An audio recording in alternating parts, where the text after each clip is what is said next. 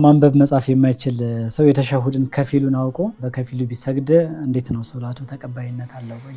ማንበብ መቻል አይደለም እንትኑ ሰው በቃል ያስተምርህ ማንኛውም መስጂድ ተህየቱን አስተምረህ ብትላቸው ያስተምሩሃል። ማንበብ መጻፍን ባትችል ሰምተህ እነሱ የነገሩህን አጥንተህ አትስነፍ። ስንፍና እንትናት ተህያ ምን አላት? አንድ 5 ደቂቃ አትጨርስም እሷን ለማሐፈዝ። ሄደህ አንዱ ሰው ተህያቱን እስቲ ንገረኝ ብትለው ተህያቱ ሊላሂ ወሰለዋቱ ወጠይባቱ ሰላሙ አለይከ አዩሃ ነቢዩ ወረሕመቱላሂ ወበረካቱሁ ሰላሙ አለይኩም ወዐላ ኢባዲላሂ ሷሊሒን ለመጨረስ ነው። ይሄንን ማንበብም መጻፍም አያስፈልገውም። አንድ ሰው በአካባቢ መስጂድ ማንኛውም ሰው ንገረኝ ብትለው ሊነግርህ ይችላል። አብዱ ወረሱሉ የሚለው ድረስ ከዛ በኋላ አላሁመ ሰሊ ዐላ ሙሐመድ ወዐላ አሊ ሙሐመድ ከማ ሰለይተ የሚለውን ተጨመርክም ጥሩ ነው።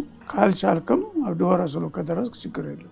ይሄ ሰነፍ ሆኖ ማሐፈዝ ለሚሰንፈው ነው። ግን ትልቅ ሰው ሆኖ መያዝ አልችል ብሎ ግማሿን ብቻ ቢያቃት ምናልባት የሚችለውን ያድርግ። ጭራሽ ሞክሮ የሚያቅተው ከሆነ የሚችለውን ያድርግ። መርሐባ ኢንሻአላህ።